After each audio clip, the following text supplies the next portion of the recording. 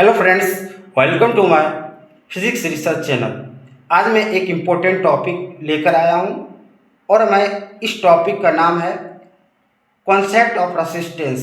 आज मैं रेसिस्टेंस के बारे में डिस्कस करूँगा, एग्जैक्ट रेसिस्टेंस क्या होता है और इसी पर मैं एक एग्जांपल बताऊँगा। ठीक है, मैं इस टॉपिक के बारे में एक एक पॉइंट को आपको समझाऊँगा, एक्सप्लेन करूँगा, जैसा कि मैं बोर्ड पर लिखा हूँ और आप लोग थोड़ा सा बोर्ड को देख सकते हो। ठीक है, यहाँ पर देखो कॉन्सेप्ट ऑफ रेसिस्टेंस क्या लिखा हूँ, कॉन्सेप्ट ऑफ रेसिस्टेंस, क्योंकि ये टॉपिक का नाम है कॉन्सेप्ट ऑफ रेसिस्टेंस। ठीक है, अब देखो यहाँ पर रेसिस्टेंस क्या होता है, रेसिस्टेंस का डिफाइन कर रहा हूँ। Resistance is the property of a conductor that opposes the flow of electric current. ठीक है, अब मान लो कि हिंदी में समझा रहा हूँ। ठीक है, मान लो कि एक प्रकार का एक कंडक्टर है, एक प्रकार का एक क्या है, कंडक्टर है। ठीक है, अब समझो इस कंडक्टर के माध्यम से अगर हम इलेक्ट्रिक करंट को क्या कराएंगे, फ्लो करवाएंगे। इलेक्ट्रिक करंट को अगर फ्लो कराएंगे, ठीक है, तो उसका अपोज कौन करेगा, उसका अपोजिस कौन करेगा, तो रेसिस्टेंस करेगा। उसका अपोजिस कौन करेगा, तो रेसिस्टेंस करेगा। इसी को हम लोग क्या कहते हैं, रेसिस्टेंस कहते हैं। ठीक है, it is also known as resistance. ठीक है, अब समझो इसको हम लोग डिनोटेड कैसे करेंगे। It is denoted by R. इसको हम लोग कैपिटल आर से डिनोटेड करते हैं। ठीक है, कोई पूछेगा रेसिस्टेंस को डिनोटेड कैसे करते हैं, तो उसको आप बता सकते हो कि हम कैपिटल आर से डिनोटेड करते हैं। ठीक है, अब समझो एसआई यूनिट्स ओम। इसका एसआई यूनिट्स क्या होता है, ओम होता है। कोई पूछेगा रेसिस्टेंस का यूनिट क्या होता है,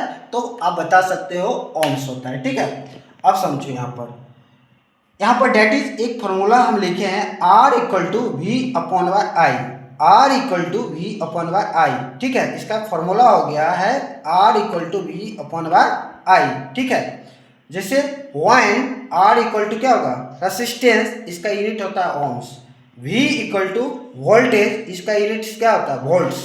I इक्वल टू करेंट, इसका यूनिट क्या होता है, एम्पियर। ठीक है, अब समझो यहाँ पर थोड़ा सा,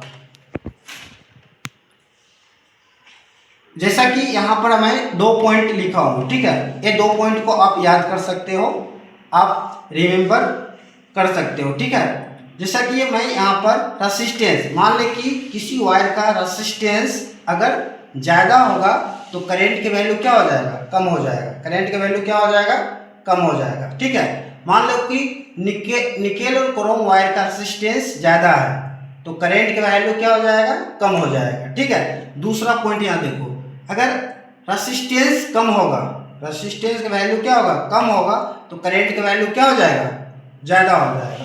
जैसे कॉपर वायर का मान लें रेसिस्टेंस कम है तो करंट क्या हो जाएगा, ज़्यादा हो जाएगा। करंट क्या हो जाएगा, करंट क्या हो जाएगा, ज़्यादा हो जाएगा। ठीक है, तो ये दो पॉइंट को आप याद कर सकते हो। ठीक है, अब देखो यहाँ पर आप थोड़ा सा लाइट आ रहा है। ठीक है, यहाँ देखो एग्जाम्पल, मान ले कि वोल्टेज 12 वोल्ट है और करंट 3 एम्पियर है। ठीक है, आर की वैल्यू हमको फाइंड करना है। ठीक है, अब देखो मैं एक सर्किट बनाया हूँ, एक सर्किट के माध्यम से आपको मैं समझा रहा हूँ।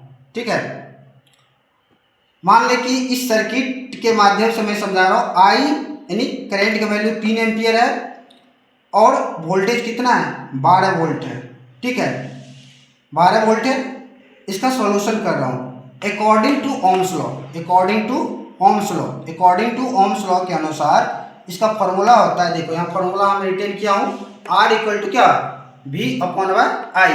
तो वही फॉर्मूला को यहाँ पुट किया हूँ, R equal to V upon by I, यानी वोल्टेज कितना है, 12 वोल्ट है। ठीक है, और करंट का वैल्यू कितना है, 3 एम्पियर है। अब देखो इसको कैलकुलेशन करोगे तो कितना आ जाएगा, 4 ओम्स, यानी 4 ओम्स इसका आंसर आ जाएगा। यानी इस वायर का, यानी इस वायर का रेसिस्टेंस कितना हो जाएगा, इस वायर का रेसिस्टेंस कितना हो जाएगा, यानी 4 ओम। ठीक है, अब समझो जैसा कि मैं बोर्ड पर रिटेन किया हूँ और जिस टॉपिक को मैं समझाया हूँ, अगर ये टॉपिक आपको अच्छा लगा तो मेरे चैनल को आप सब्सक्राइब भी कर सकते हो, लाइक भी कर सकते हो। Thank you.